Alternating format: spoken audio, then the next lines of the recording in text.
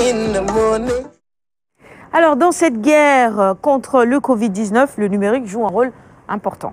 Effectivement, parce qu'actuellement, les relations sont de plus en plus distantes. Il faut maintenir ce lien. Il faudrait renforcer la communication, même si le contact est prohibé. Et pour avoir la communication, le numérique est un vecteur très important. Et outre le téléphone, on peut utiliser des plateformes, des chatbots, échanger avec des vidéoconférences. C'est ce qu'on préconise actuellement pour que le travail puisse continuer, mais également préserver la santé des populations. Le ministère de la Santé et de l'Action sociale a été accompagné par l'Agence de l'informatique de l'État pour développer une plateforme qu'on a intitulée covid19.gouv.sn. C'est ce que vous voyez à l'écran. Et dans cette plateforme, il y a toutes les informations qui sont utiles, mais également des informations sûres et fiables concernant le Covid-19. Donc, c'est un contenu qui est introduit en collaboration avec les autorités sanitaires parce qu'il y a beaucoup de fake news qui circulent. Et dans cette plateforme, vous avez plusieurs possibilités.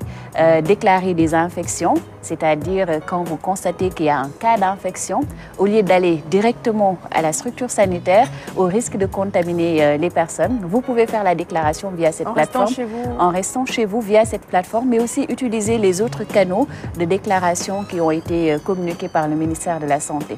Et là, vous voyez qu'il y a la possibilité de voir le nombre de cas par jour au Sénégal, en tout cas l'évolution, les données chiffrées et fiables. Et en plus de ces données chiffrées et fiables, vous avez la cartographie concernant les cas d'infection. C'est-à-dire, c'est une cartographie dynamique qui permet de savoir combien de cas il y a dans telle localité. Et au fur et à mesure, c'est mis à jour. Vous avez également des vidéos des autorités, en tout cas autant d'informations fiables et sûres qui sont diffusées à travers cette plateforme.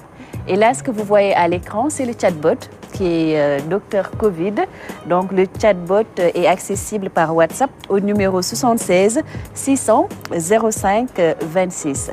Donc, si vous avez des questions à poser, vous pouvez engager la conversation via WhatsApp avec ce chatbot qu'on a intitulé Docteur Covid et qui vous donnera les réponses qu'il vous faut. Très bien. Donc, il y a cette plateforme dont tu nous as parlé tout à l'heure, qui a été mise en ligne par l'ADIE, en collaboration évidemment avec le ministère. Et puis, il faut, enfin, je voulais juste rappeler l'adresse, c'est covid19.gouv.sn. Voilà. covid19.gouv.sn pour avoir des infos fiables. Et fiables. Très bien. Et puis pour le chatbot, c'est voilà, le chatbot, pour expliquer un peu, c'est un agent conversationnel. C'est un robot intelligent qui permet d'engager la conversation. Vous lui posez des questions et le robot vous répond. Mais les réponses sont prédéfinies par des autorités certifiées. Pour que vous puissiez avoir le maximum de réponses très sûres et très correctes, il faudrait que l'on collecte les premières questions parce qu'il y a des questions qui sont répétitives et après, au fur et à mesure, on introduit les réponses qui sont adaptées à ces questions. Et à chaque fois que ces questions arrivent, automatiquement, le chatbot vous donne la réponse. Hier, par exemple, on a vu quelques types de questions. D'ailleurs, Binta ici, on avait parlé, c'est comment porter le masque. Oui. Voilà. Est-ce qu'il faudrait porter la partie blanche, mettre la partie blanche ou bien la partie bleue? Donc, c'est ce type de questions qu'on a. Quelqu'un a demandé combien de cas il y a au niveau de Kaolack. Donc, ce sont des questions de ce genre que les gens peuvent poser et après avoir les réponses qu'il faut. Et des réponses fiables, c'est important également parce qu'il y a beaucoup de fake news, de fausses informations qui circulent. Et donc, pour avoir les bonnes informations, il faut aller sur covid19.gouv.sn, pourquoi pas, ou sur ce numéro de téléphone pour le numéro de téléphone du chatbot, c'est le 76 600 05 26. Vous le mettez dans vos contacts téléphoniques, vous pouvez mettre comme nom Covid-19 ou Docteur Covid. Et une fois que vous l'avez mis, vous allez sur WhatsApp, vous mettez hi ou salut ou n'importe quoi, et après, vous avez la réponse. Et après, ça démarre. Et par rapport au chatbot également, il y a le volet voix qui a été intégré pour permettre aux gens qui ne peuvent pas lire de pouvoir avoir les informations. Et la voix, c'est en français et en wolof pour l'instant. Très bien. Anta, je laisse réagir. Que je voulais poser par rapport à ces personnes qui ne savent pas lire et qui ne comprennent pas forcément français, si c'était vraiment diversifié en plusieurs langues. Pour l'instant, on n'a que les deux langues, le français et le Wolof. Et l'audio est pris en compte, ça veut dire qu'on n'est pas obligé d'écrire, on peut faire des... Oui. Qu'est-ce que vous en pensez, mais à la bonne heure, à la bonne heure. Félicitations à l'ADIE, à Ramatoulaye, parce que par exemple, nous de Kenkeliba, notre page, parce qu'on a une page, en fait, une plateforme pour revenir un peu peut-être sur l'actualité de la matinale, sur peut-être un peu comment anticiper sur l'actualité aussi du lendemain et tout cela. Et souvent, nous recevons des fake news, surtout de la part de notre collègue Anne Diouf, hein, donc Catherine Panza, qui inonde notre page de fake news. Tout ce qu'elle voit sur la toile, pour elle, c'est de l'argent comptant. Il faut partager. Heureusement, et ça nous permettra maintenant de véritablement faire le tri, de savoir quelle information est fiable ou non. Séparer la bonne Heureusement qu'il y a Amadou Koli qui nous... Donc vraiment, merci.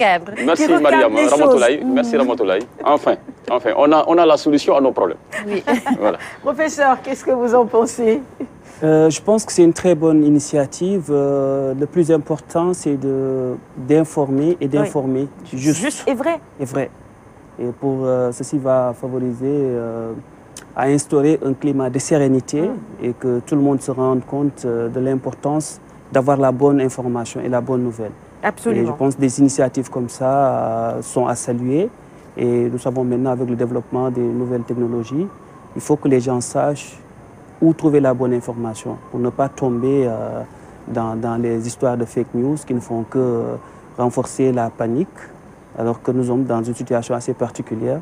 Et cela va renforcer aussi surtout la responsabilité de chacun, que ce soit le personnel soignant, que ce soit le personnel qui donne l'information, les journalistes, que ce soit également parce que c'est toute la population qui est concernée. Absolument. Donc, il y a également le ministre de la Santé qu'on a rencontré le vendredi passé. Il a demandé à ce que l'on intègre dans la plateforme covid19.gouv.sn,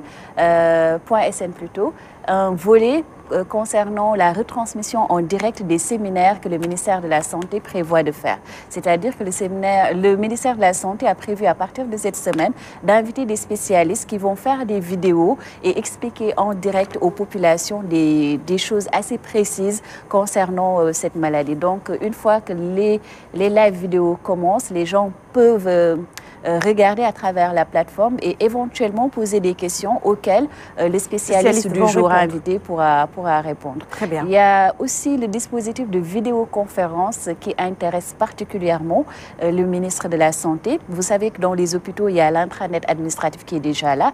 Et puisque le ministre ou bien d'autres personnes ne peuvent pas peut-être accéder pour des raisons de sécurité sanitaire à certains endroits où sont confinées un peu les personnes, la vidéoconférence permettra d'avoir ce lien et de constater de visu ce qui se passe sur le terrain, ou permettra au ministre ou aux autorités qui sont dans la cellule de crise de communiquer avec l'hôpital de Touba ou l'hôpital de Ziguinchor via le système de vidéoconférence.